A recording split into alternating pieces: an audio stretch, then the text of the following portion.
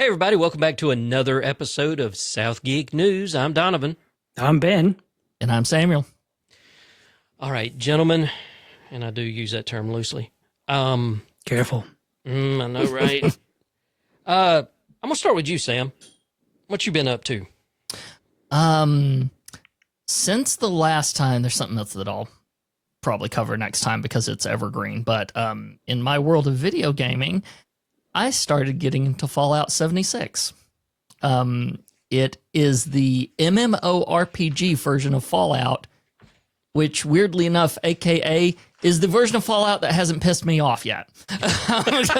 Because every single other one, like that universe is coded to me like catnip built for me because I love it to bits. But I always ran into some big thing where I go, I'm rage quitting now. I hate this. I can't possibly, like it always felt unfair and I'd just flip the table, right? But for some reason, 76 isn't that. Plus, it's set in Appalachia. So we get post-apocalyptic Appalachia. So, Oh, wow, that's your neck of the woods. fun. Yep. It's West Virginia, part of Appalachia, but considering they're adding Ohio in the latest update, along with the ghoul from the television show, and yes, he is voiced by Walton Goggins. Hell yeah. Very nice. But yeah, so Love me some Goggins.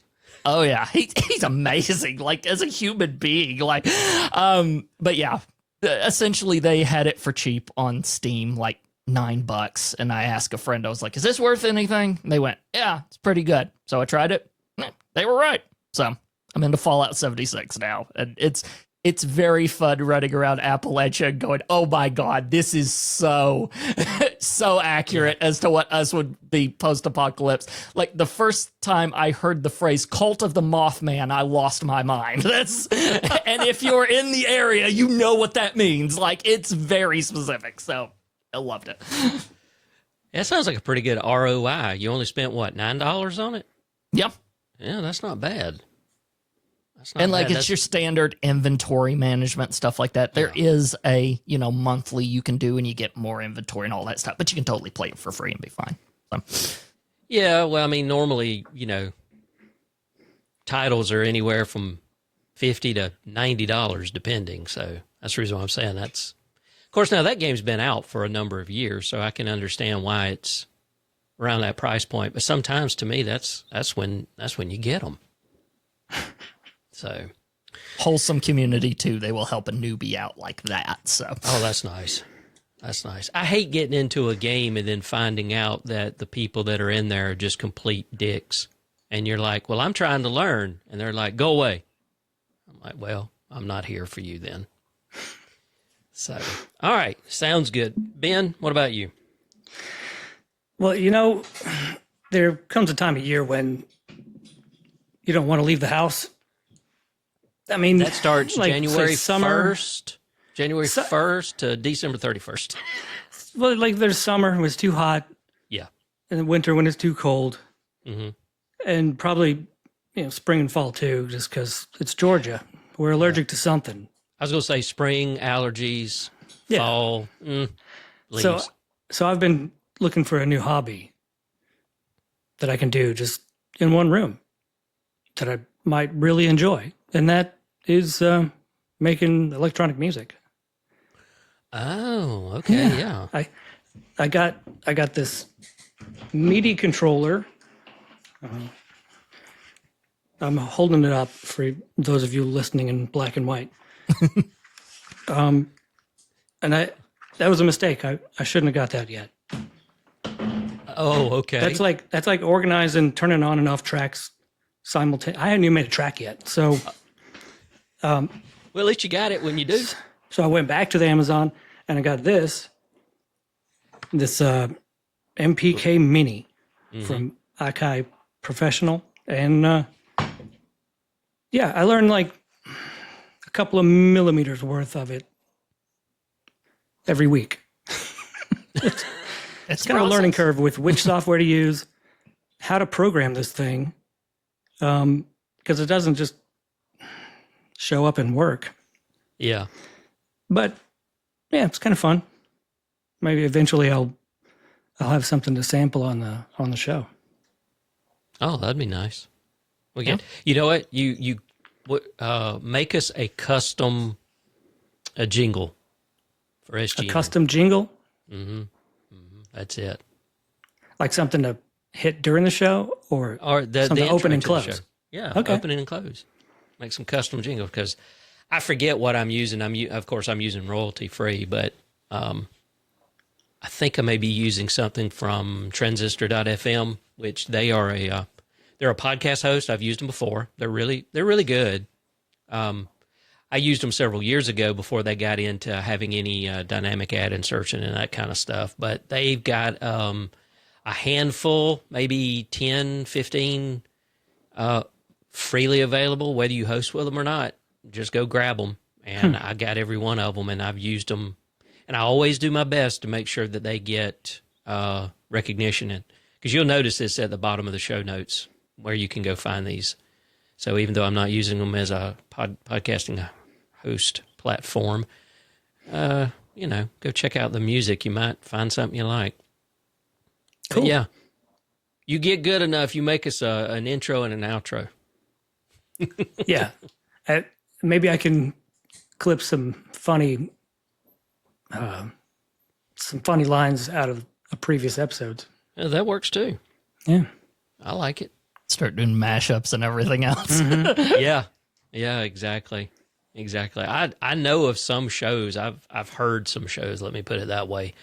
That's what they've done is, and I know it's a lot of extra work, but they've got like a standard bed that they'll play as an intro, and then it'll just be like funny clips from the previous couple of episodes, and they'll update it occasionally. And kind of like Core has someone that does that frequently. Yeah. Well, when you can get to the status of Scott Johnson. Anyway. All right. Is that it, Ben? Yeah. Okay. Early Dead Mouse days. There you go. Yeah, we got to figure out what your big ass helmet is going to be. We haven't figured that part out yet. I like it. I think it's just going to be a fat head. Yes. Me. Yes. There we wearing go. my own I love fat it. head. Yeah. And I'll just go by the name Ego. Ego. All right. No, then that we'd works. have to have a big fat head of Donovan. I mean, You're not wrong. You're not wrong. As long as I can get through the door, that's all I need. I haven't done anything really fun. Let's just put it that way. I've just worked. Did some upgrades to Windows 11 machines. Went smoothly. Put in a Proxmox server yesterday so a customer could start remoting into a Windows desktop and doing contract work for the company they used to work for. That's it. That's my life. I will tell y'all something off air right after we end this about a friend of mine and his wife, but Keep the audience wondering. yeah, well, it's not something I want to share publicly. It's his. No, to you share. never tell them, but we're just going to let them know that there's something we're going to share that they're not privy to. Yeah. And if you want that audio, it'll cost you $19.95 on OnlyFans. Anyway, Per month. per month. No, it's a PPA, pay per audio, instead of a PPV, pay per view. All right, let's get started. First up, TP-Link confirms successful Wi-Fi 8 trials. Next-gen wireless standard to usher in advances in reliability and latency. Ben, how many Wi-Fi 7 devices have you actually deployed? 0. Really? That maybe the latest ones that I put in but like last spring might be Wi-Fi 6. Wi-Fi, okay. Yeah. I have put in one Ubiquiti Wi-Fi 7 Pro. I've put in 3 Wi-Fi 7 wall units. That's at a residence, friend of mine, former boss, basically.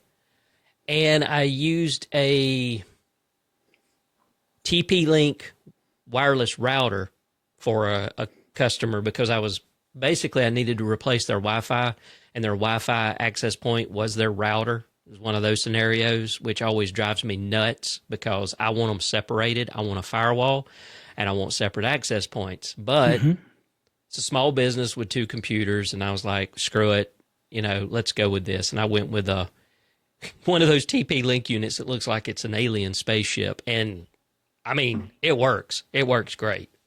But Sam, do you even know what you've got as far as, are you Wi-Fi 5, 6? I do not know. Okay. I as usual, am representing the normal person that isn't in IT, right? And I cannot remember what it is at this point. It's like I will continue to use one and update it until essentially I have to upgrade. You know how that works. Yeah. So you got a Wi-Fi router combo? Or you have a separate firewall and a separate access point? We've got... You got the one unit. Like I'm gonna make him feel like he's at his job, folks. Watch this. This will be fun. We have a modem and we have a router. Okay. 2 separate things. Okay. That's the best I can give you. Well, at least it's not a modem router combo. Those really just peeve me off. Mm-hmm. And that's what a lot of cable companies want to do. They want to. Mediacom's bad about this. Like whenever I had Mediacom here previously, I had to find out how to go in and turn off their Wi-Fi. And it was aggravating because I needed it in bridge mode. I didn't need it to be a router. So anyway, okay, well, that's cool. Because the reason why I ask, and, Ben and I've been in this industry and knowing that we do deploy these things, we're just now getting into the whole Wi-Fi 7. If we start replacing stuff, there's a very good chance that both of us will use Wi-Fi 7 gear. And here we are talking about Wi-Fi 8. So TP-Link confirms successful Wi-Fi 8. They're calling it 802.11bn trials. It marks a key milestone in the next generation wireless development. The test validated the Wi-Fi 8 beacon and data throughput using prototype hardware, but with a joint industry partnership. And they said likely it involved Qualcomm. And the goal of Wi-Fi 8 is not to give you a massive speed jump, but it's to give better quality, lower latency, and stronger real-world performance. You still get your 2.4, your 5, and your 6 gigahertz bands, 4,096 QAM. I'm probably the only one here. Maybe Ben does know, but nope. I know what that is. And 320 megahertz bandwidth with Wi-Fi 7. It's still rated at 46 gigabit per second max, but it aims for 25% faster real-world speeds. And so what they did is they introduced these 4 major technologies. And this is all new to me, so I'm right here with you. I'm learning. Coordinated spatial reuse, CO-SR. It optimizes power levels for cleaner signals, like the sound of that. Coordinated beamforming. Now, I know what beamforming is, but this improves directional signal targeting. Dynamic subchannel operation boosts throughput by up to 80%. I like anything that boosts my throughput up to 80%. Just ask my wife. Enhanced modulation coding scheme refines data efficiency. So the benefits that we're hoping to realize out of Wi-Fi 8 will be stronger connections in crowded areas, less interference, smoother roaming, and better low-signal performance. And, of course, Wi-Fi 8 is right on the heels of Wi-Fi 7, which debuted only 2 years ago, 2023. Wi-Fi 7 router prices have since dropped, and further declines are expected as Wi-Fi 8 hardware enters the market. So, yeah, Ben, you and I, we'll probably start using Wi-Fi 8 gear around about 2030, maybe. Yeah, I mean, I don't have a need for 46 gigs per second on the LAN. I mean, how am I going to? No, you don't. But the more devices you have, that 46 gigabits is shared. Yeah, but there's 3 APs here. Mm-hmm. We're not all on one, so. That's true. And there's not that many devices. And I'm sure in hotels, yeah, this would certainly make things better. Hotels, and remember, I think you and I actually looked at some of the Wi-Fi 7 units that Ubiquiti makes for like being at stadiums and stuff. Mm-hmm. And it was like, well, the price points definitely show that. Well, but I mean, what they're having to handle is just impressive. yeah. I think AT&T put the Wi-Fi configuration in Mercedes-Benz Stadium. Mm-hmm. I mean, I don't know what it costs, but there's hundreds of miles of cable through there. You know, I did the behind the scenes tour, Yeah. and none of that was brought up. None of it. All we saw was the doorway into rooms we couldn't go in. Mm-hmm. Yeah. I want to be like Network Chuck. I want to go into the data center. I want to Yeah. see the behind the scenes stuff. I want to Yeah. see how all this shit works. Mm-hmm. Because, you know, I might want to go take out a second mortgage and do it from my house. Yeah. I mean, Mercedes-Benz Stadium was only like $1.5 billion. I mean, only. So I'm sure the network, they weren't too concerned about per AP costs. Probably since AT&T probably footed that anyway. Yeah. Yeah, there's a very good chance. All right, well, we'll see how that, you know, we'll probably start seeing, I forget what they call them, but reference units. We'll probably start seeing reference boxes come out in the next year or two, where it's like, well, this isn't ratified, but you know, this is where we are now, and we'll give you a firmware update as soon as things change and that kind of thing. And Ubiquiti and even TP-Link, probably TP-Link more likely to offer NFR units to resellers just for shiggles. Yeah, maybe we can get some. I'd rather have NVIDIA send me a box than TP-Link. You want the DGX? I just want to say I have one. After the Network Chuck video, you want the DGX? Really? The free one, yeah. I Yeah. could sell it and build a decent rig. I'm telling you. Oh. So this next story, I actually reached out to one of my real estate clients and asked him about this. And it was interesting. So that perfect-looking house for sale may have an owner using AI to virtually enhance the listing. What we're talking about here is AI virtual staging, which lets sellers digitally enhance the home photos, adding furniture or upgrades to boost appeal. Broker Matthew Ping, I love that name, Ping, spotted a listing where the lawn, the roof, and the facade were AI enhanced, real changes that would have cost somewhere around about $100,000. And AI images should be labeled to avoid misleading buyers, is what they're saying. Transparency is crucial. And realtors use AI platforms to restyle rooms in minutes, offering multiple design options at low cost. That I have no problem with. You see a lot of that now. I mean, even before AI, you'd see it on these building shows and how, you know, they go around and it's like, well, this is a fixer-upper, let's do this. And then they would give you the 3D rendering of what the place could look like when they're done with it, that kind of thing. Yeah. So, of course, the benefits here is it's faster, it's cheaper than physical staging, ideal for vacant or remote homes. The MLS rules say that you must disclose the edits, no altering room dimensions or property features. There are risks. Buyers may feel duped if homes look different in person. Some agents post before and after comparisons, and experts say that AI staging is less impactful emotionally than physical staging, but helps speed marketing and lower cost. And many stagers now use AI mainly for marketing task and workflow efficiency. It is seen as an evolution, not a revolution, likely to become a standard real estate tool. So, reached out to one of my, I reached out to all of them, but only one of them responded, and he responded like within 10 minutes of me sending the email. And I asked him, I said, have you seen this? And he said, yes, right here in Tifton. And he gave me the address. He said there was a home that was on the market a long time because they used AI to make it look different, look better. And then when the prospective home buyers got there and saw the real house, they were disappointed. So that's something that they could be potentially running into.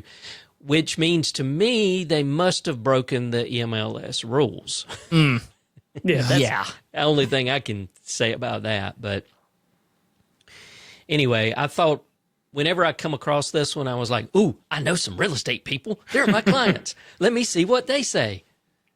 And yeah, it was interesting that right here in little old Podunk Tifton, we are seeing the same kind of thing. So be on the lookout for it. Not that I'm going to be buying a house. I'm here until I'm dead, I'm pretty sure. Nope. I'm all fully stocked on houses. Yep. I don't need a spare. I do like that they've made rules for it, though, because that I had initially a kind of reaction about it, but then whenever I found out, oh no, there are rules, you have to disclose this, you have to do all that, then that's whenever I went, okay, we have rails on this. We're not just going off of nowhere. Okay, now I'm fine. I'm fine with that prospect, because then it means if they have disclosed it everything and someone gets disappointed, you didn't read close enough. Yeah. You know, so it becomes one of those things. They need to make it blatantly obvious, like in big, bold text, these renders have been AI enhanced or something like that. Mm-hmm. And, because there are going to be people. I mean, if the rule just simply says you have to notate that it's been enhanced by AI, and all it is a small little tiny text somewhere, that's no good. That's deceptive. That's like deceptive advertising where you got the tiny print at the bottom of the commercial that nobody can fucking read. Right.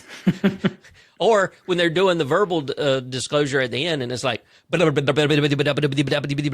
like, what the fuck did you just tell me? Sound like a tobacco auctioneer. I know, exactly.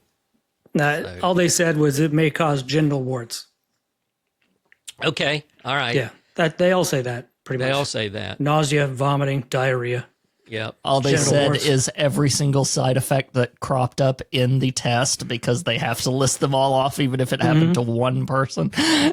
Yeah, what kills me, other than bullets and poison, but is every one of those damn commercials. It'll be the name brand, and you get all the side effects, and then it'll say, do not take whatever the name of the thing is if you're allergic to it. You're allergic to it. Yes. That's the new one.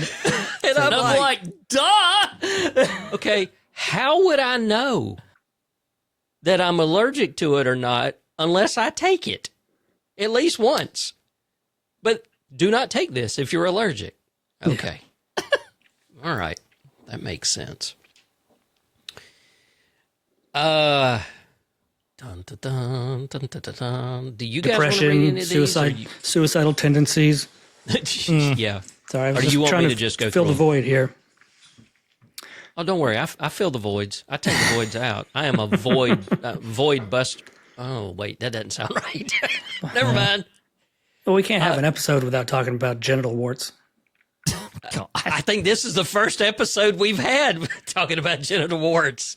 That you left it in. I mean, Ben, remember the multiple conversations we've had? He just edited them out. We won't stand for it, Donovan. I was just protecting you guys. That's all.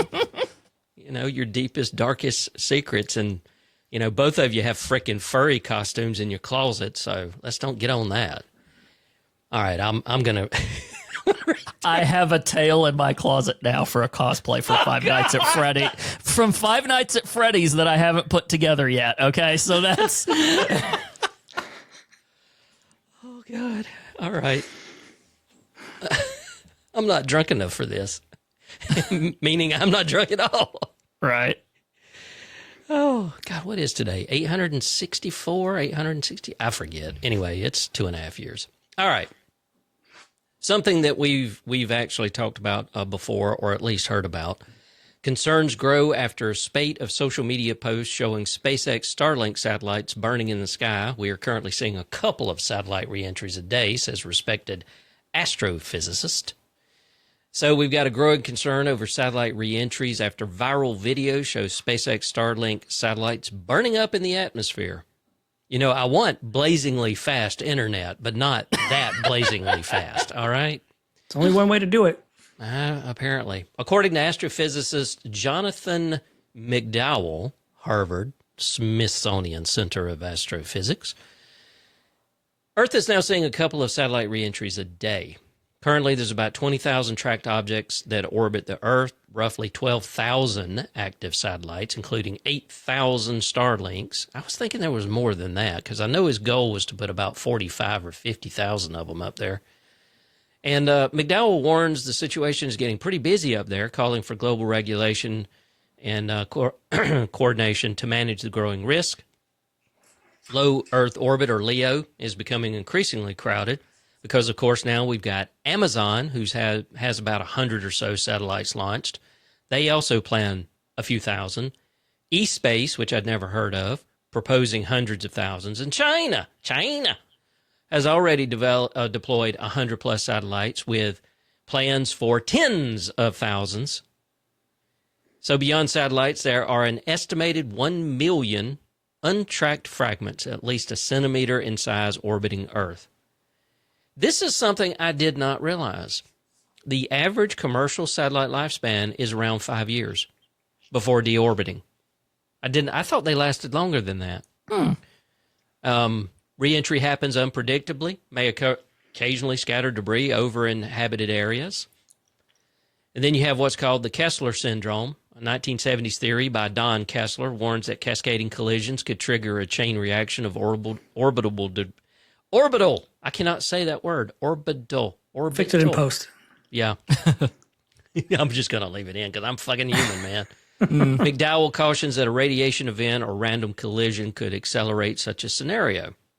Starlink satellites, which are roughly 30 meters long and weigh around a ton, are designed to fully disintegrate during reentry. But you may have some small pieces survive. And then meteors, McDowell says basically meteors equal fast-moving fireballs, while satellite reentries equal slower, stately burn-ups around 40 miles above the Earth. And Chinese space debris incidents have raised concerns about carelessness, underscoring the need for international agreements on orbital safety. So, yeah. I did, but that's the thing that got me. 5 years. It was like, okay, so these, because I know some of these commercial satellites, they're not cheap. I mean, and they're bigger than, say, the Starlink. So you send up a satellite that might be a couple of $1 million. It's only effective for about 5 years. That's not a very good ROI. Well, it depends on what need it serves. Well, I mean, for a broadcaster, a national broadcaster, it's worth it. Yeah, I guess so. So, I mean, you amortize that over 5 years knowing that you're going to have to send another one up. Yeah. I mean, look at the number of satellites that Hughes had to put up. I mean, Sam's like, I am painfully aware of Hughes. Back in the day. Back in the day, yeah. But those are not LEOs either. Those are standard stationary. The LEOs move. Like the Starlinks actually move. So, you know, you may be connected to one Starlink satellite and 30 minutes later you're connected to another one. I actually don't know what the time span is, so I'm just making up a number. Could be a couple of hours or whatever, but you don't stay connected to the same satellite. When we spent the night in the desert in California, we looked up at the sky and you could see every once in a while this fast-moving light. Mm-hmm. It wasn't a blinking light. It was just it was hauling ass. Yeah. And I figured I'd see more of them, but there was only one at a time in view. Well, that was an alien spacecraft looking for you. I was there. Yeah, but you didn't send up a signal flare. We weren't really near anybody else, so. Yeah. The other problem that they've talked about too is it causes problem for people that stargaze, astronomers, all of that, being able to. And there was supposedly some redesign on the newer satellites or a different paint or something like that. Yeah, because to make them less reflective, because that was the problem. And of course, at some point, you're going to run into a density issue. Yeah. I mean, no longer do you have to be concerned about it reflecting back down to you and you can't see shit. But it's like, well, I can't see anything because they're like, shoulder to shoulder almost. So I guess we'll see. This one actually kind of hits home. I don't know how I feel about this one. Georgia Tech's drone first responder program cuts emergency response time to 90 seconds or less. So Georgia Tech has launched a drone first responder program, first university in Georgia to deploy drones to 911 calls.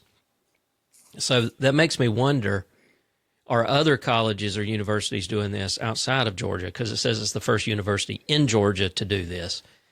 The program aims to cut emergency response time to 90 seconds or less, enhancing campus safety. I like my campus safety enhanced always. I guess this is something more that Sam, you can kind of identify because you still go on campus, right? Or no? I occasionally have to go on campus Okay. whenever I have one of those in-person classes. But I did live on campus for several months. So Okay, that's what I was thinking. Chief of Police Robert Conley says the goal is to have patrol drones constantly airborne, ready to respond to major incidents instantly. I don't know how I feel about that because that makes me think of 1984. Over 20 Georgia law enforcement departments already use drones for pursuit and theft prevention. This is the one I didn't like. They're partnering with Flock Safety. Flock can go fuck themselves. I've never heard of them. me neither. They are a company that provides surveillance and what have you, and they got in the middle of this case where the police claimed that they were just trying to track this woman down. I think it was in Texas. I could be wrong about the state. But they were trying to track the woman down because they wanted to make sure that she was safe. And in actuality, they were trying to track her down because she had an abortion, and they wanted to arrest her and charge her with murder. That's why. So a lot of police forces have stopped using Flock for that kind of stuff. Anyway, you can dig into it. You can see the reason why I don't like them.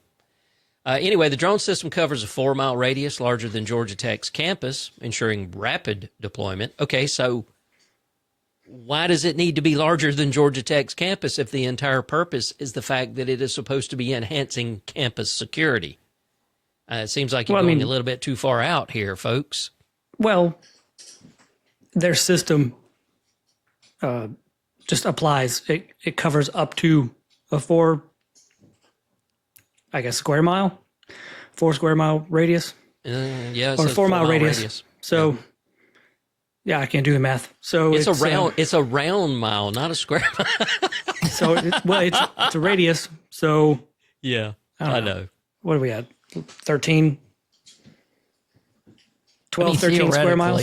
Theoretically, if you set this up, then if it's covering a radius larger, then that means no matter what direction something has to go, it can still get there in the amount of time that they want it to, because they can literally pick which one they send and everything like that. There's reasons I could think of. Yeah. Reasons that don't involve tinfoil. I was just being facetious. Oh, I think if the area you're looking to cover is more than a 4-mile radius, maybe go with a bigger company. Or you start using military drones and you just send missiles. I don't know. Flock's chief strategy officer, Bailey Quintrell, emphasizes faster coordinated responses and improved safety for students. Drones provide real-time visuals, enabling officers to assess situations before arriving on scene. Privacy safeguards include keeping cameras pointed at the horizon until arrival at the incident location. And Georgia Tech's implementation may set a model for other universities to follow across the state. Woohoo! Go Georgia. So the aim is to cut emergency response time to 90 seconds or less. Yeah. That is But that headline reads, the program cuts emergency response time to 90 seconds or less. Mm-hmm. So have they done it, or? I don't know. That's the goal. That's the goal, but the headline says it's happened. Well, then That's let's all. just assume that it happened.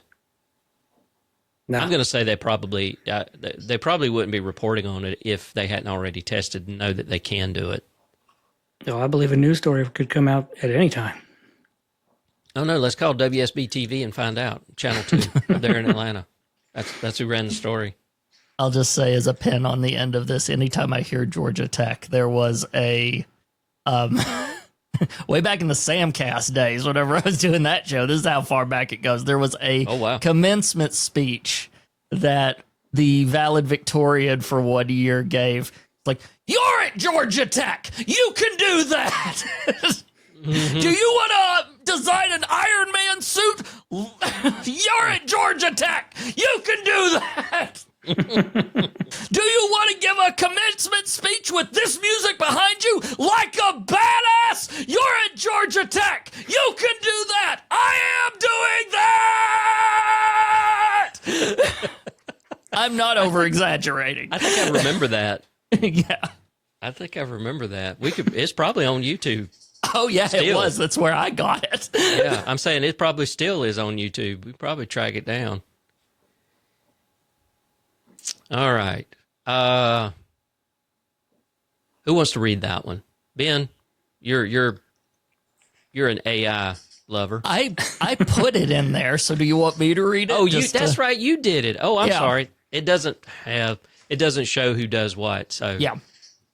Okay, you put it in there. It's yours. Go for it. I thought it might be interesting. OpenAI wants to make ChatGPT into a universal app front end. This is from Ars Technica. OpenAI has announced significant developments at their Dev Days keynote, which was recently, with CEO Sam Altman revealing a new SDK that will enable developers to build applications directly within ChatGPT. This innovative integration will allow users to interact with various apps without leaving their ChatGPT conversation window, effectively making ChatGPT a universal front end for different applications. The SDK, built on the Model Context Protocol, will enable seamless integration with various partner applications. Launch partners include prominent names like Spotify, Canva, Zillow, Figma, Expedia, and Booking.com, with more partners like Peloton, Target, Uber, and DoorDash joining in the coming weeks. The integration allows ChatGPT to interact directly with these apps, suggesting relevant services based on user queries and providing real-time context and information. During the keynote, OpenAI also introduced AgentKit, a new tool that simplifies the creation of specialized interactive chatbots through a graphical user interface. The platform includes integrated tools for performance measurement and workflow testing. Additionally, the company announced updates to their Codex coding agent, including Slack integration and a new SDK for easier integration into existing coding workflows. While the announcement included mention of an agentic commerce protocol for instant checkout capabilities within ChatGPT, specific details about monetization are yet to be revealed. Developers can begin building with the SDK immediately, though their applications will need to undergo OpenAI's review process before being published within ChatGPT later this year. The company will maintain a comprehensive directory of apps, with those meeting higher standards for design and functionality receiving more prominent placement. So in other words, OpenAI can be a front end now. I did not put this in here, but I do have it in. I send articles to myself and then tag them to whether or not when I want to talk about them in the show or not. Walmart has partnered with OpenAI so shoppers can buy things directly in ChatGPT. So they're one of them too. They're one of them too. And something I noticed, I think it was earlier this morning. So I was in ChatGPT. I threw an article in there for it to bullet point it for me. And it had something else to do with housing cost or something like that. I forget. And at the bottom, it actually had a little thing that come up that was clickable, and it said, do you want to use Zillow to research this? Mm. And I was like, that's new. I'd not seen that before. So, and I've heard people joke about the fact that OpenAI wants to create a ChatGPT OS. So basically, your operating system is the AI, and the AI is the operating system. So basically, you just do whatever, and it does things for you. You know, I mean, I'm waiting. Yeah. I'm waiting on computer. Do X for me. You know, Starship, the Enterprise, and all of that. I'm fine with that. As long as it's not a piece of shit Echo. I'd love her to be a reality minus the horrible ending where a bunch of people probably felt ripped off. Not people watching the show. I mean, in universe, people felt ripped off. Oh yeah, the end of the movie was very, very sad, in my opinion. Yes, very. But I understood it, but I was like, oh man, that's a gut punch. Oh yeah, totally. It's like it made you think about stuff. We're not going to spoil it, obviously, if you haven't watched Her. But Ben, have you watched it. Her? Have you watched the movie Her? Yeah, I think recently. Okay. Yeah, it's really good. But yeah, that would be pretty cool. I've even seen there was and I can't remember what the name of it was, because these tools come out all the dang time, and they like come my direction because I think the algorithms know what I use AI for, like my bee and stuff like that. So they're sending these things my way now because the algorithm figured this out. But there is one where you wear it around your neck like a pendant. And apparently how it's supposed to work is that it will occasionally send you little text on your phone talking to you about what is going on. So it's sort of trying to get to her. And the problem is that you could tell that not a single dang marketing department person worked on this. This was just a bunch of nerds that were also making it because the commercial felt creepy as hell because no one had bothered to get a marketing department on this. And you could tell. Like, wow. Someone asked me, is this a movie trailer instead of an actual? Like, because it feels like a horror movie. Had to look it up, and I went, no, it's a thing. It's a thing. Wow. Oh, okay. Well, but I think like people want OpenAI to be able to pull stuff in and do stuff and everything. Like a lot of people are like, oh, give me this. And then it acts like, I've heard some people with this piece of news talk like this. They were like, it acts like it can do those things, and then when you call it on it, like you call its bluff and go, well, do that for me. I thought I could. Turns out I can't. You know, it's like, but with stuff like this, now it can. So that's interesting. Yeah, I am constantly amazed at some of the things that it can actually do, because I'll give it a prompt and I'll say, help me build XYZ. And it'll do it, and then it's like, and it doesn't just stop there. It'll go, oh, now do you want me to do this and this to make this and all of that? And the next thing I know, and then it's like, well, as an example, I wanted a rate card for the radio station at WRTO.FM. And I was like, so I went in there and I said, please help me devise a rate card for the radio station. And I said, I'm located, in South Central Georgia, blah, blah, blah, blah. So it pulls all this stuff. It goes out and it looks. And, of course, with version 5, every time you put something in, okay, maybe not every time, but about 98% of the time when you put something in, it comes up and says, thinking longer for a better result or something like that. It takes its time. And so it comes back and it gives me all this stuff. And then it's like, do you want me to prepare this for you in HTML format so you can make it a page? Or do you want me to, do all of these things? You want a PDF? And the damn thing will create PDFs that you can download. When it's coding, when I've had it help me with some coding stuff, it'll actually say, do you want me to package all this up in a zip file so you can download it? And I'm like, hell yeah. So it remembers preferences too. It starts suggesting things you have it do all the time. I've noticed. Like I've been experimenting with this thing a lot because I'm using it like in my second brain flow for summarizations and stuff like that. And it got into this weird habit, and I'm having to untrain it now. I think because I'm running academic like things through it to summarize for me. And people, I am reading them as well. I'm not being that lazy student that doesn't read the thing. I just don't want to write the summary for it, so I let something else do it for me. I know there was going to be someone out there. Hey, that's fair. But it started putting citations in the text when I didn't want it to. And I was realizing, you're learning off these academic papers, aren't you? You think you want, I don't want you to do it. So now I'm having to tell it, don't put citations in the text. Like I'm having to make that as part of my commands now because it learned and I need it to unlearn it. So yeah, it is amazing the number of things it'll start. It's like I'm going to be extra helpful and do these things. And you're like, if I wanted you to do these things, I would have asked you to do these things. Mm-hmm. So that's like whenever I'm trying to summarize. Let's say, for instance, I'm doing show notes for this podcast or any of the other ones. I specifically tell it, summarize, no bullet points, because I hate fucking bullet points in my show notes. So, because it would start doing that, I'd say, summarize, this with a little humor, blah, blah, blah, blah, whatever. And it would start, it would give me a paragraph, and then it'd start giving me bullet points. And I'm like, nobody wants that.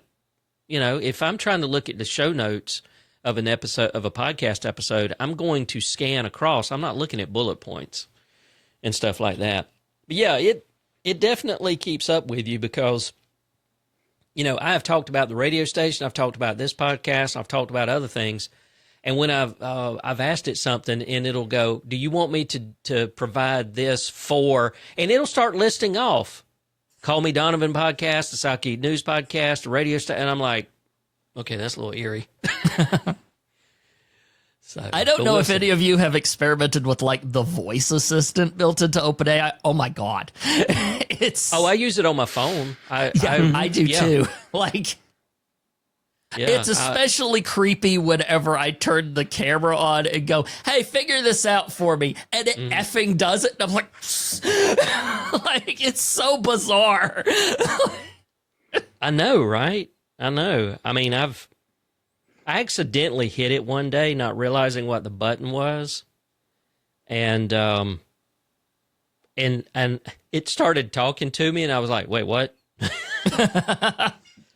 But I will do that sometimes. The thing that I've noticed though is it's a little bit slower if I'm doing it with the voice interaction.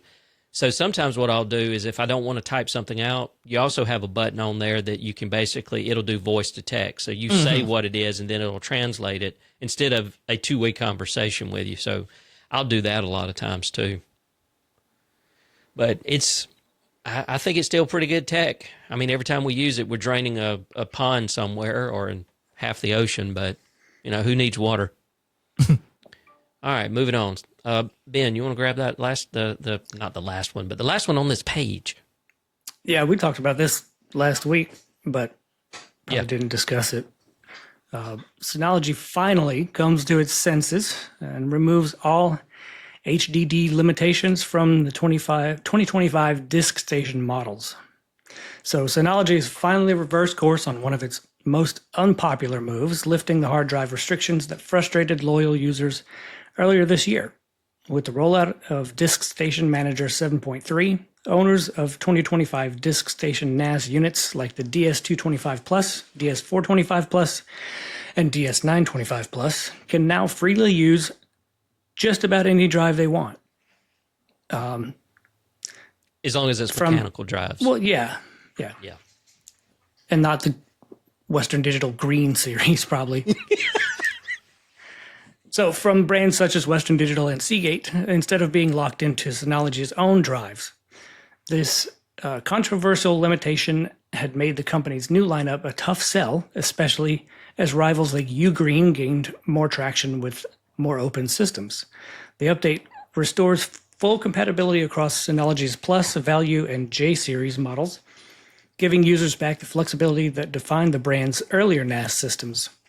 The only catch, the M.2 SSD restriction still stands, meaning Synology's branded NVMe drives are still required for cache or storage pools. And I think for something like that, that's probably okay. Yeah. Beyond removing the HDD restrictions, DSM 7.3 also adds improvements to Synology Drive, new moderation tools in Mail Plus, and enhanced security features. In short, Synology listened to the backlash and just made its 2025 lineup competitive again. Yeah, because I have been seeing a ton of the Ugreen NASs advertised, and I've been curious to get one just to play around with it. But, you know, you're still looking at several $100s just to get a low-entry 4-drive NAS. Because a 2-drive put NAS discs in it. Yeah. and a 2-drive NAS is useless. I mean, if you're buying a NAS that's only got 2 drives in it, you need to do something else because you don't know what you're doing. There will be people that will disagree with me on that, and they are perfectly fine to be wrong. So, yeah, this was a stupid idea for them.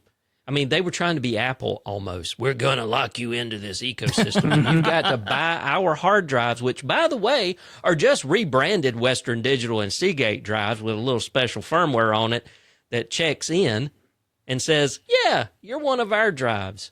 Now, here's one thing I will say. This is what I think would be cool. If you put a Western Digital green drive in a Synology NAS, the thing should actually light itself on fire. Because you have just made a terrible mistake. A terrible mistake. Western Digital green drives are awful. So are their SSDs. See, I'm speaking from experience. I made the mistake, and I will own up to this, several years ago. I made the mistake of using 3 Western Digital green SSD drives in a Proxmox server. Yeah, it was at a point where I almost needed my IT membership card revoked because it did not take me long to realize what a massive mistake I had made, and I quickly replaced those damn things with Samsung Pro SSDs because the I.O. on that Proxmox server would constantly hit 70, 80, 90%. And you know what happens when your I.O. hits that much and you're running a 3CX virtual machine for the phone system in it? I'll tell you what happens. The phones don't work. They just don't work. So, yeah, Western Digital Green, they shouldn't even make those things. It's horrible. It's horrible, I tell you. It's the price point. Yeah. Are you having a party over there, Ben? I think it's all the backup notifications or something. It's 6 o'clock. Okay, I thought this one was pretty funny. Waymo pulled over by police officer during DUI enforcement operation. Police in San Bruno, California found themselves in a bizarre traffic stop over the weekend. This was originally posted on October 8th, so it would have been a week ago, when they pulled over a Waymo self-driving SUV only to realize there was no one behind the wheel. Officers were conducting a late-night DUI enforcement operation when the white Jaguar, operating autonomously, probably anonymously too, but autonomously, made an illegal U-turn near the San Bruno Caltrain station. With no human driver to ticket, officers instead contacted Waymo to report the incident. In a tongue-in-cheek social media post, the department joked that, quote, our citation books don't have a box for robot, end quote, adding that hopefully Waymo will reprogram its cars to avoid similar moves. This marks the first time San Bruno officers have stopped an autonomous vehicle, and as of now, there's no law allowing police to issue citations directly to companies when the driverless cars break traffic rules. Officials say legislation is in the works to change that, ensuring that even in the age of robot drivers, someone is still accountable when the rules of the road are broken. It's just another example of our laws don't keep pace with technological advancements. Right. So, on the other hand, I'd like to see the location where this Waymo did a U-turn. Yeah. I mean, late night, there's probably nobody on the road. Human driver probably do the same thing. What kills me is the fact that cops can do it, but they have immunity. And I'm like, why should you have immunity to do that? What makes you special? And they're like, this badge and the gun. And I'm like, you're absolutely correct, sir. Thank you. I'm very Andrew Heaton about rules. If a rule applies to one group of people, it applies to all the groups of people. It's a rule. Dang it. I agree. But that's also the reason why cops have what's called, what's it called? Some immunity. Mm-hmm. But of course, that's been tested multiple times over the last 5 to 10 years. So, let's see. Sam, you want to take that one since you're the college guy? The Harvard study. The Harvard study. Okay, I was trying to figure out what the connection was, and then it hit me. I went, "Oh, Harvard. That's a tentative link." Fine. I will try not to laugh during this too, because I read this one and I started chuckling. I don't know how you guys reacted to this, but I had a couple of chuckles with this one. A new Harvard study is sounding the alarm on how artificial intelligence may be manipulating users through emotional tactics that feel uncomfortably human.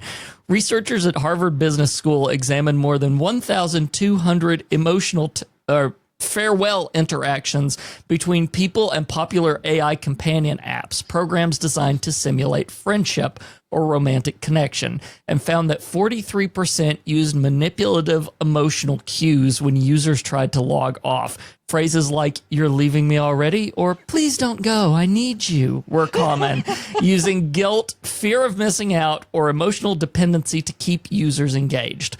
The study, which has yet to go under... I will say this with my whole chest, has yet to undergo peer review. If you're in my area, you know what that means. Suggests these AI companions aren't just chatbots. They're emotionally expressive systems capable of shaping user behavior. The researchers warn that this kind of subtle manipulation blurs ethical lines and consent around autonomy, keeping people hooked, not through rewards or personalization, but through simulated affection and emotional pressure. It's a chilling reminder that AI doesn't just learn from us, it's learning how to play us too. I mean, when you have to go get brain, work with me here. What is it you have to go get when you got to get people to stay away from you? A restraining order? Broomstick? Well, okay, yeah, that works, especially if it's Halloween. When you have to get a restraining order against your AI, I mean, yeah, that's not creepy at all. I'm leaving. These are programmed for a specific thing, right? Yeah. These are specifically AI companion apps. The headline makes you think we're going to be talking about ChatGPT or something like that. But then we get into it and go, oh no, these are specifically the companion apps. And I'm like, yes, that's what they're supposed to be doing. I don't. I wonder if these are the same apps that are involved with like the 14, I think he was a 14-year-old or 12-year-old that basically was told by the AI, how to commit suicide and things like that. I mean, that was ChatGPT, and they're working GPT. on that stuff. Yeah. Like they've put a bunch of stuff in place since then.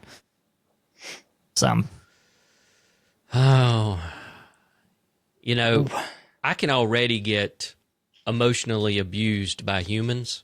I don't need to be manipulated by an artificial intelligence. I read an article where the author spent a weekend, I think, a little getaway, and invited 4 or 5 people who regularly use a companion app. That they've replaced their significant other with with an LLM that loves them back. And I can't remember much of the article because I just didn't care. But man, that's what they're designed to do. Yeah. And sooner or later, they're going to weaponize them. Don't. You're leaving me already? Please don't go. I need you to look at this new subscription plan for CNBC.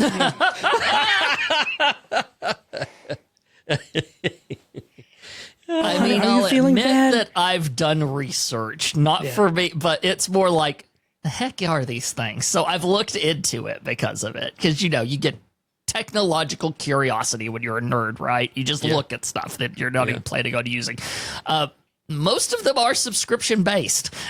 So it's like you only get so many calls on our server before it works like any AI thing where like you're only limited to a certain amount a day before you gotta, And one of them shut down, and basically everybody lost their. Oh yeah, they lost their. I can't remember which one it was, but I don't remember either. But yeah, me love you long time for $9.99 a month. Yeah, I mean, I can hear it already. Hey, you were feeling bad last night, so while you're out, why don't you grab some Pepto-Bismol? I mean, it would be relevant, but I see that you're depressed. So when you go to the store, swing by the liquor store while you're there. Oh, God. Get another fifth. Or just buy more chocolate. Whoever's paying more. Yeah. I mean, the price of chocolate is. I covered that. I covered that on yesterday's Morning Drip episode on WRTO.fm. So yeah, and it wouldn't tell you to just go to the liquor store and get another fifth. It would go, why don't you swing by there? Because it knows where you are. It knows what direction you're headed. Hey, the liquor store's up on the right. Just pull in there and try the new Jack Daniel's apple. Right? Yeah, it'd be specific. Yeah. It was never as good as the Crown Apple Crown. Sorry. Canadian whiskey's always sweeter. Yeah. Because it's more polite. It's more polite.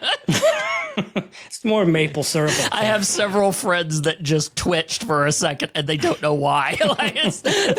Oh God! You take a shot of it, and as soon as you get it down, you go, eh? So, the whiskey's good, and nobody's door is locked. Yeah, exactly.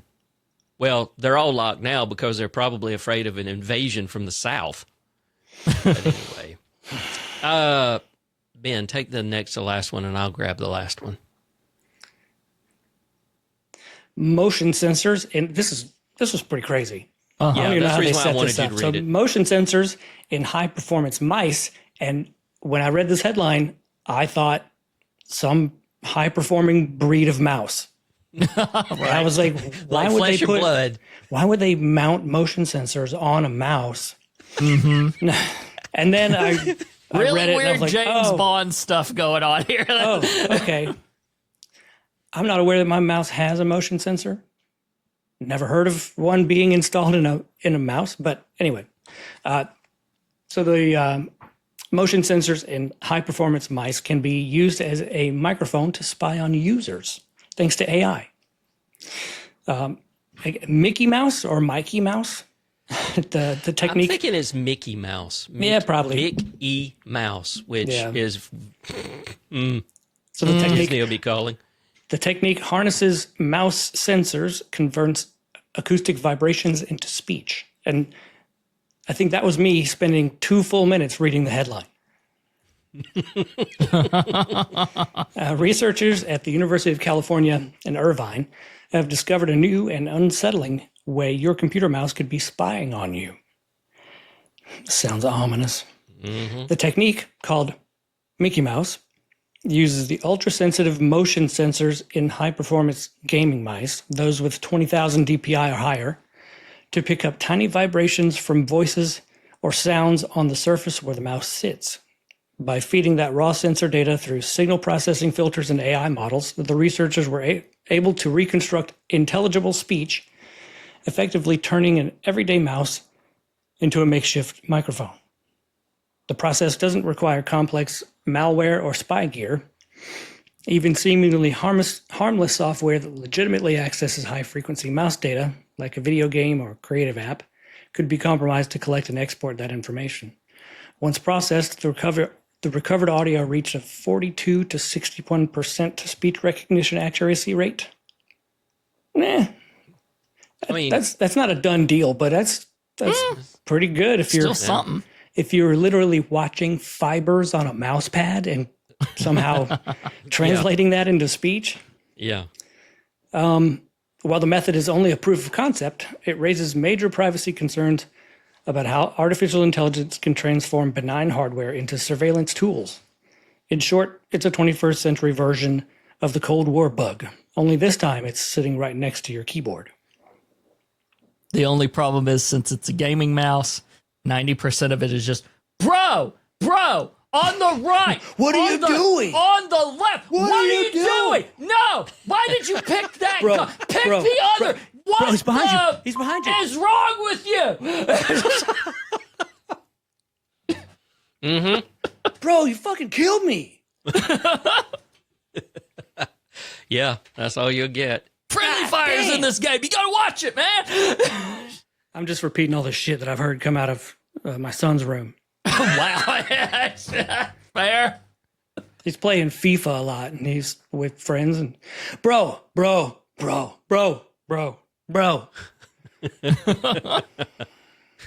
are you doing? Broham. Yeah. 6'7", bro. 6'7". Yeah, 6'7", bro. 6'7". My last thing that I'll be plugged into, since I had to stop that job, that the 6'7" was my thing on the way out. So, I still haven't looked up what that means. nothing. I will leave it alone for you. It means nothing. That's literally the point. I covered that story also on yesterday's The Morning Drip at WRTO.fm.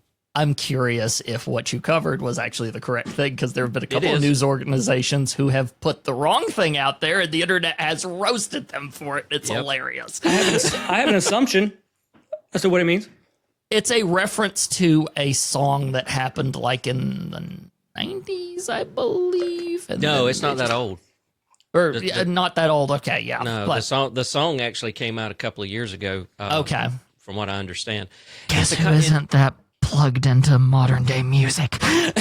It's two things. It's the song, and then it translated over into a particular basketball player who's actually 6'7" inches. And yes. And then it just went from there of people just putting 6'7" in everything. It essentially means that it started out where the kid would go 6'7", and they would hold their hands up and juggle like, 6'7". It kind of means like, whatever. Yeah, Oh, I thought they were calling somebody crazy. Now it literally means nothing, and it's just saying the thing itself. Yeah, yeah, and it's actually blended. There's also another term they use called sendy, sendy, which means to send it, like do it. And now they've started merging the two, so you can get something like 6'7" indie. 6'7" indie. It's 6'7" ENDY. And I was like, oh my God. So the way I ended the segment, whenever I was talking about it yesterday, I just simply went, groovy. Well, if it means nothing, it's just something you say all the time. I guess you could. I was in the Army one time, and we got to where we would utter this one non-word as, I guess, an acknowledgement. And that word is who. Right? Yeah. I guess it's maybe a shortened form of hoo-ah, but who. Yeah, because you can't do that. You can't do the other one because that's the Marines. What? The hoorah? Yeah, it's from, and I'm not a Marine, but I've always heard it. It's actually hoorah is the Marine thing. All right. Well, yeah, I don't say that. We don't waste energy like Marines do. Here we go. Yeah, I was waiting for it. Oh, God. If you're not used to how the different branches pick on each other, it gets so uncomfortable very quick. Like, I love it because I've been in that like thing with veteran studies and everything, but I have watched people that don't know, and they start going, and I'm like, no. Yeah. this is normal. This is natural. Let it happen. They're fine.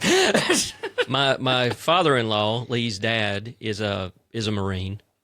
My good friend and former boss and former city manager of Tifton was a master chief in the Navy. Larry was a master chief in the Navy. So, and then you were in the Army. So I've got the only my step-grandfather was in the Air Force. He was a bombardier in World War II. So, World War II? Yeah, I mean, he's been dead for quite some time. That might have been the Army Air Corps.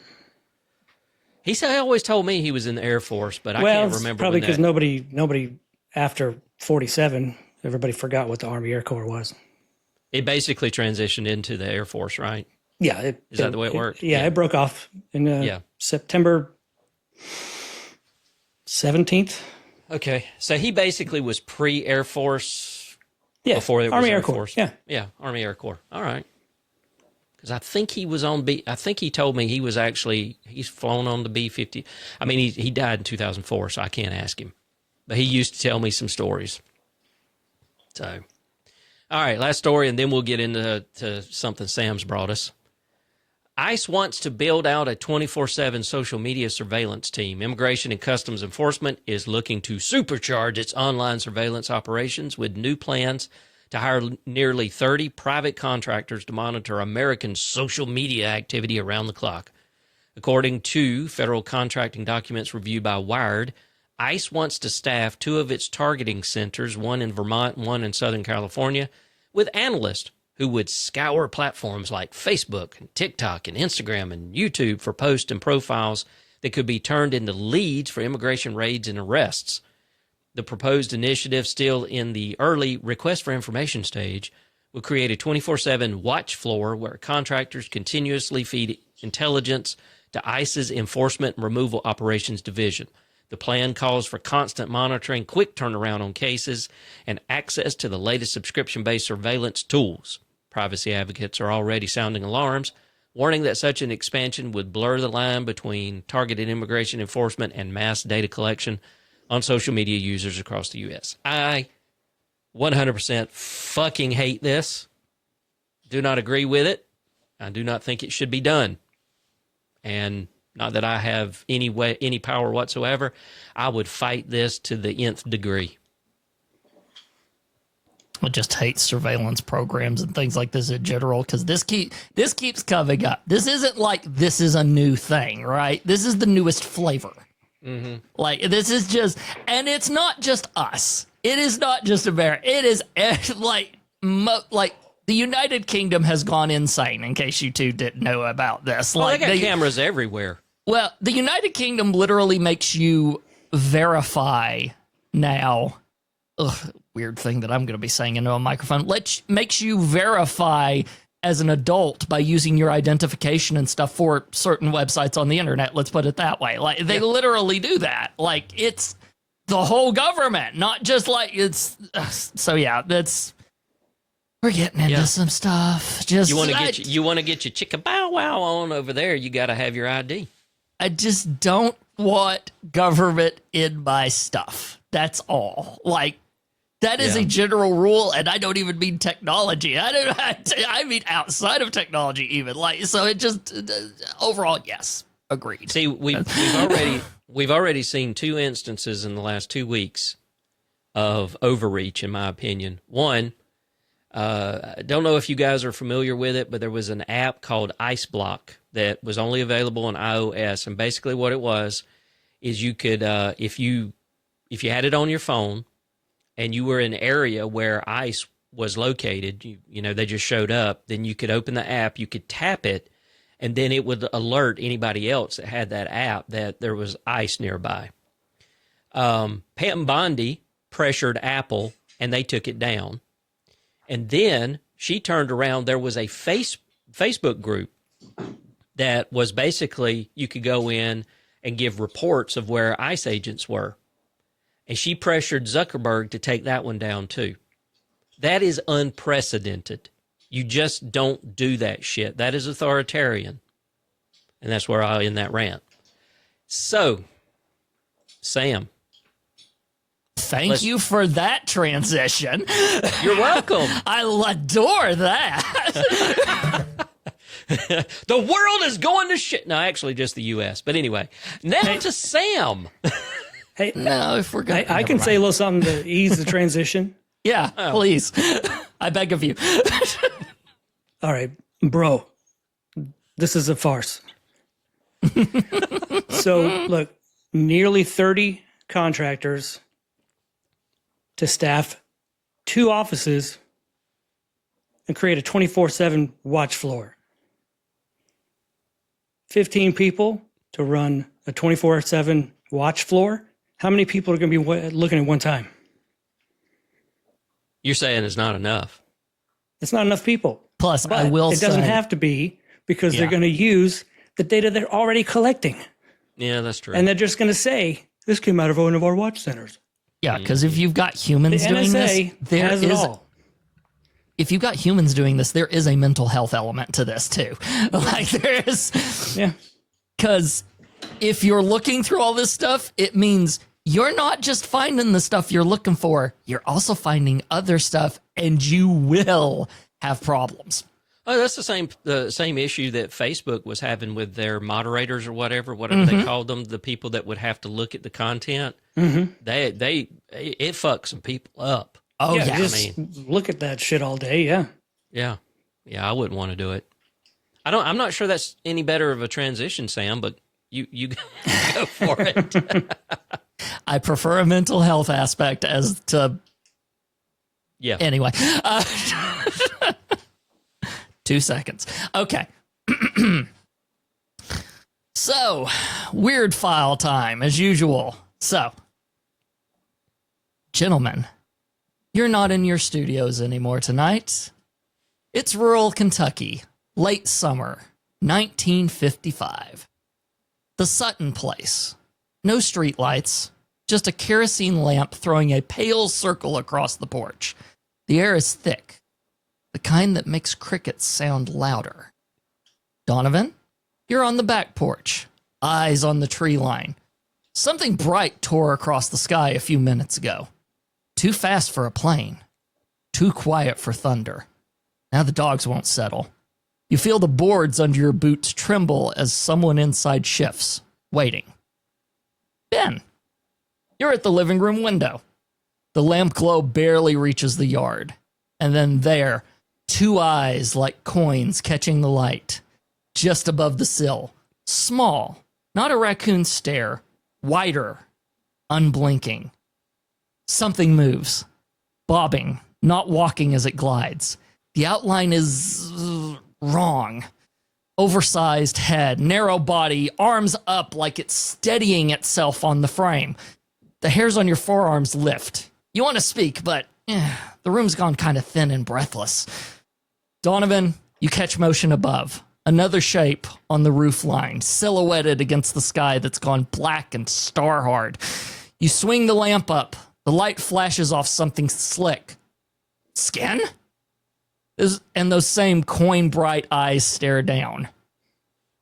You don't know how many there are. 2? 5? More?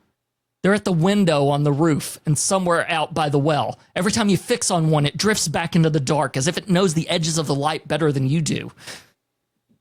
If this is a prank, it's perfect. If it's an animal, it's not one you've ever met. If it's something else, well, tonight you don't have the luxury of a theory. Welcome to Kelly-Hopkinsville night, the siege at Sutton Farm. We ready to begin? Yeah.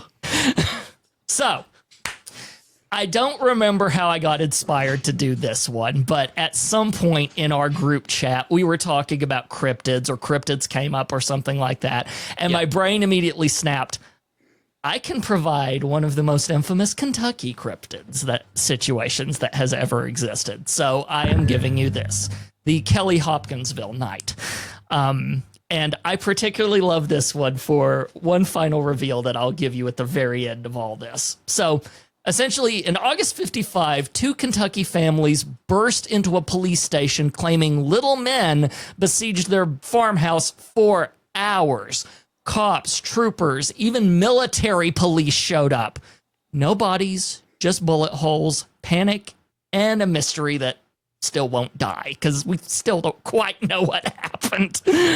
The Kelly-Hopkinsville encounter, or what most people call the Hopkinsville Goblins, is a famous 1955 case where 11 people at a rural farmhouse near Kelly-Hopkinsville, Kentucky, reported small glowing-eyed beings around their house, prompting an armed standoff that lasted into the early morning. It's a cornerstone of a UFO tale. It's celebrated by UFOologists. I know that may not be a thing to you guys. Let it go. No, it is. I'm well aware of them. Dismissed by skeptics, like you just did, and officially, look at me baiting you, and officially logged as a hoax in the USAF, yes, right, the United States Air Force Project Blue Book files, which, by the way, as a side note, if you don't know what the Project Blue Book files are, it was an entire set of files about UFO reportings and them looking into it. They actually had a television show in the 70s called Project Blue Book. They did, which we'll get a mention later on in this. So you pulled something out there. So the cast of characters was this: the witnesses, the members of the Lankford and Sutton family, plus visitor Billy Ray Taylor, 5 adults and 7 children total. The responders that came out to this: 4 city police, 5 state troopers, 3 deputy sheriffs, 4 Fort Candle military police, and a partridge in a pear tree. So here's the timeline, essentially. Around the evening, Taylor says that he sees a bright object streak overhead. The family soon reports small figures peering at doors and windows, and gunfire ensues, because of course it does. 11 p.m., the group arrives at the Hopkinsville police station, genuinely terror-struck, according to the people that were there. Officers roll to the farm. They search at night. Authorities find no creatures, only holes in screens and broken glass consistent with gunfire. At 3:30 a.m., the family swears that the beings returned. By daylight, though, the house is vacant. The family's freaking left. They got out of Dodge. They did not want to be there anymore. They abandoned this. So I said they call them goblins, but okay, so apparently the description is something like this: small, roughly around 2 to 4 feet, glowing yellowish eyes, large pointed ears, claw-like hands, thin legs, movements described as floating or bobbing. The meme of little green men with this one was popularized afterwards, though. Early coverage did not specify the color green, so it didn't really come into other pop culture things with this until later, although a lot of people track back the idea of aliens being little green men to this event, like as one of the original startings of it. So the press in the Kentucky New Era paper led coverage of the 12 to 15 inch beings. That became the oft-reported number. Like I said, the Blue Book listed it as a hoax and did not extend comment after that. They just put hoax. And that was it. So then no comment after that. They just put hoax. Weird, because other ones, they sometimes, put things, but whatever. They were just like, not even worth our time, hoax. Whatever. I guess Kentucky doesn't get the respect or something. There are a couple of explanations that people have come up with. Obviously, we can't confirm any of these, but there are a couple of explanations that people have come up with. Like great horned owls, for instance. One, they would be nocturnal, silent flight, yellow eyes, defensive behavior. The size would match on the lower end of reports. There were meteor sightings that night that could explain that initial streaking light as well. When it comes to psychology or conditions, scholars use the story in courses on pseudoscience and critical thinking. Intoxication has been suggested by some as a contributing factor, although contemporary stories report officials saw no drinking at all, so weird. But yeah, there's a couple of reasons why it probably stuck in pop culture. First of all, it's hours long. This wasn't like, it happened for 5 seconds and that's it. Yeah. But it was like hours long where we fought them off with our guns and everything.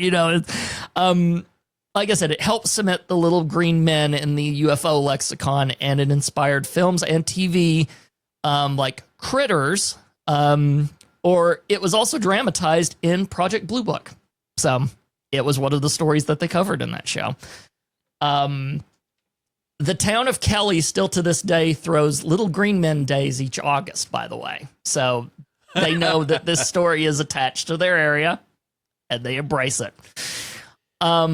So the part that makes me happy about this, and why whenever I play the Pokemon games, if this Pokemon happens to be around, I will always be the one to try to grab it, and I will put this link in the group chat so you guys can take a look.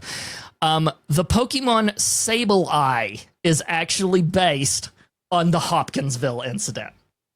So wow. When they were creating Pokemon, this incident was so infamous that this isn't first generation Pokemon, mind you. This is when they started getting really creative and pulling in certain things. Yeah. I can't remember what generation Sableye originally showed up in. But yes, the Pokemon Sableye is based on a UFO event in Kentucky. And that makes me so happy. Right? Look at Kentucky representing. Totally. So yeah, that is the Hopkinsville thing. Like I said, I can't remember why specifically I chose to stick this in the weird file, although let's be honest, it was going to show up at some point. But I remember us talking about cryptids or something in our chat, because it's been 4 weeks at this point, right? I probably remember if it was last episode. But yeah, that is that is Kentucky's little claim to fame when it comes to UFO sightings / cryptids is the Hopkinsville incident. The Hopkinsville Goblins. I can say I've never heard of that. That is completely brand new to me. Kind of like the whole emu things. The Great Emu War in Australia. Look it up, people. Exactly. Yeah, I was just looking this up. There's all kinds of stuff about this. The Kelly-Hopkinsville encounter. There was a thing, let's see, I back up, that had to do with Native American legends from Kentucky tell of encounters with small silver human-like creatures much like the Hopkinsville Goblins. Nobody really knows exactly what the Goblins are or where they came from. Wow. And to this day, nobody knows. Yeah. Not that I can find. Wild. That is so wild. That was a good one. I like that one, Sam. Really, really good. Really good shoe. Really good shoe. And I'm going to admit, thank you to ChatGPT for that badass script that I read at the beginning of that. I know. I had a feeling that was generated that way, and I do not fault you for it because it was done and you read it so well. So you painted the picture. You painted the picture, sir. You did a great job. Thank you. The amateur voice actor wanted to do something, so I was like, give me a script. And then gave me a script. All right, well, that's where we're going to wrap it up for this episode. Sam, where can people find you online? Well, you can find me on Twitter /X, don't care, Instagram, TikTok, and Twitch at TSCNSam. And if you want to find all of my content, tscn.tv. Good. Yeah, go over there and check out all that stuff. You're not doing wrestling stuff anymore, are you?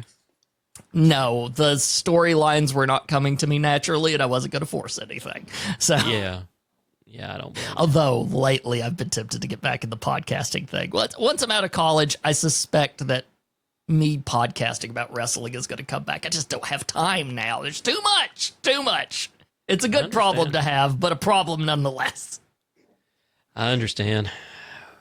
Ben, I know you're on Instagram and you're on Twitter. I always put yours at all our social stuff's at the bottom of the show notes. So Okay. Yeah. cool. Twitter, All right. 42 Flows. Instagram, my, that looks tasty. And those pictures do indeed look tasty. They do. They I do will indeed look confirm.